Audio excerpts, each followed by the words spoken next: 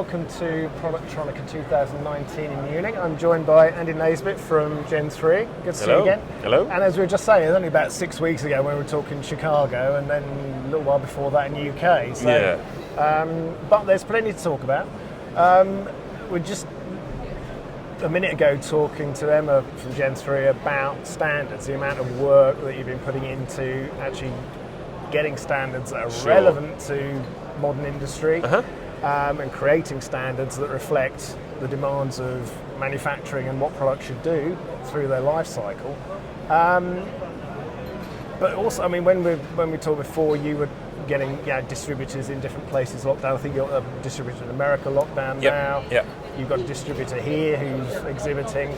Let's talk about the products. You know, it's one thing, okay, we've got to have the standards so the products can actually have got a benchmark to measure to, but what are you bringing to the markets in different areas? Yeah, our company has been hand in hand with standards work for years. So my father Graham is a major player when it comes to standards. He's on every committee. Yeah, pretty much. Yeah, Gen3 it's always been, growing with standards development as well. So we know what's happening in the industry. That gives us the benefit in the fact of knowing where the industry is going, and we can develop our products accordingly. So we've got a lot of development work being taking place at the moment. We're focusing on our AutoSir at the moment, and I'm happy to say that we are, as of this week, essentially ready to release our new version of software for the AutoSir and AutoCAF for our 2+ machines. This is a big step change. We're really happy with what we've done.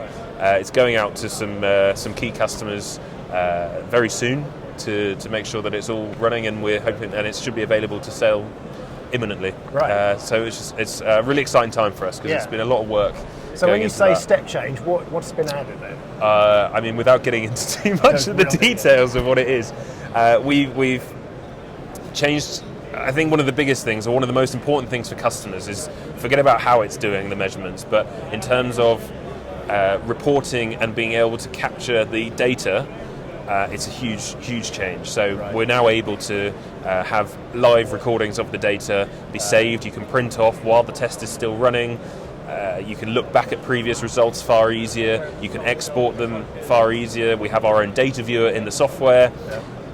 It's all about making life easy for the customer to be able to read and interpret their data very quickly. And they can rectify if something's going wrong, they can rectify more quickly. No, not with that piece of equipment. Okay. That's not. No, but it gives them the knowledge of what is happening in their tests. So with the AutoSir and stuff.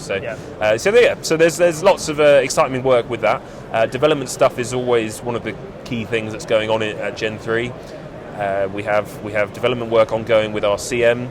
So we've got exciting developments. Not ready to announce yet, but coming up. Another 6 weeks. Probably another 6 weeks. With that as well, with our soldability tests in the must, there's lots of work going in back at the factory to develop that. So, we're really excited about where we're going with the products, and making life easy for the customers is the end goal, really. How much comes from listening to customers, and how much comes from your huge experience with standards and knowing where those standards are heading? It's a good question. So, funnily enough, one of the things that I have said is almost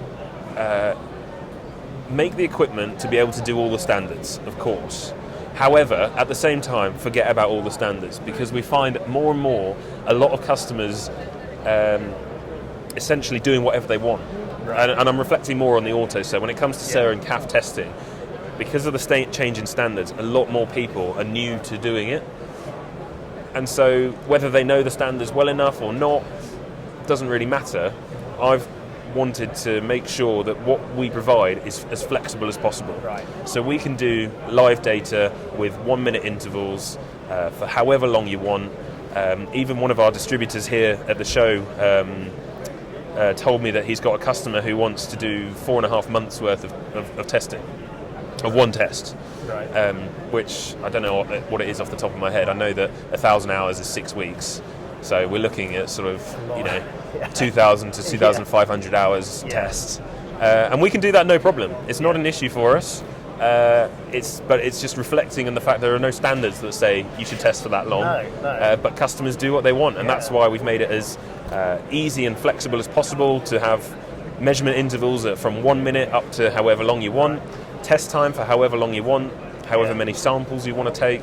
It's no problem. So. So it's a funny standards is one thing, but at the same time there are a lot of people there are a lot of people not adhering to them, or just trying to do their own thing. They want to do their own tests, so who are we to tell them not? Not exactly. But it takes a amount of confidence on your part to say we can do that. At the end of the day, the customers are the key people. If they want to do things a certain way, then we have to try and cater as best we can. There are of course limitations with how much you can do, but we, especially when it comes to software, you've got to be able to react to help out as best we can. And I'm really confident that the new software, especially that we've got for the AutoSir and CAF, is going to be a huge change. Right.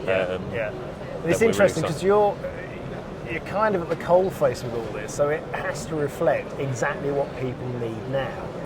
We're talking about all the things we talk about, things coming down the road kind of thing, with big connected production lines and stuff, all the things we keep talking about. But the reality of it is you're having to adapt to each customer is probably unique, aren't they? We're in a very niche position. I mean, what we can't forget is that it's almost forget about all of the smart industry stuff. We're right at the base level, at the start of electronic production. We're testing the bare boards, which all of that great stuff has been made on. But we have to have our customers be have the confidence in us that what we're making, which they're testing their boards with, is reliable and giving them the data that they need. At the end of the day, reliability is key. You can make a product as great as you want, but if it doesn't last long, it doesn't matter, so to speak. So, that's where our focus is. So we're kind of, a little bit away. Our focus is absolutely on reliability and testing and going down that route. So, that's kind of one of the key. And if it isn't right to start with, it's not going to get right along the line, is it? I mean, it's the age-old adage that everyone knows. You don't want to have a product fail after you finish building it and selling it. You'd rather have it fail when you're testing it at its most basic element to start with, because obviously the costs just get exponentially higher. And I mean, you see it all the time with product recalls from huge companies. That's a disaster. So you want to obviously try and avoid those as best you can. So. And the standards is so important to that, isn't it? Exactly. So you've got what distributor have you got here? Our German distributor, Stanol.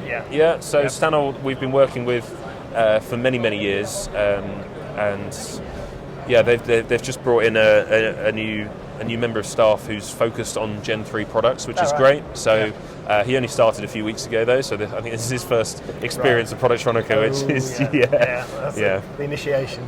Probably a few years. So. There's lots happening with Stanol, which is great, and obviously meeting. I mean, it's a great chance. Our brand new distributor in America, Horizon, are over as well. So it's just a great chance here to obviously catch up and meet a lot of people in one place, which makes life a lot easier. And are you experiencing growth in all respects? I know you said America was doing really well when we spoke in Chicago. Are you seeing the same kind of growth globally? We're seeing a pretty.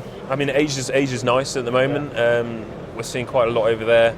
I hate saying the word, but I think the uncertainty surrounding Brexit has slightly impacted Europe. But we're still getting a decent amount of orders in, which is good.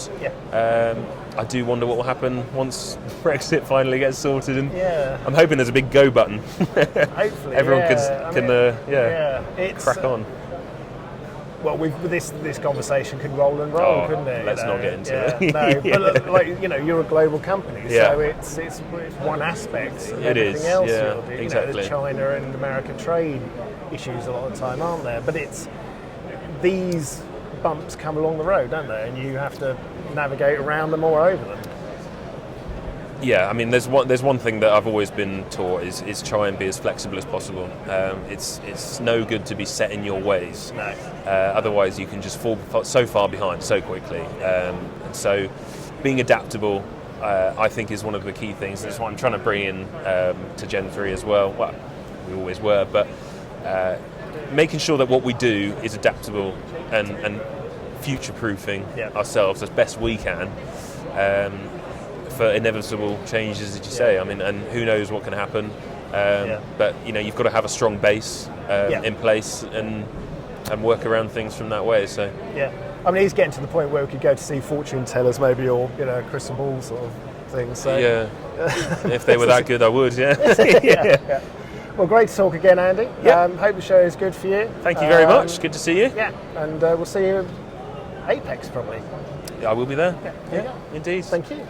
Thank you.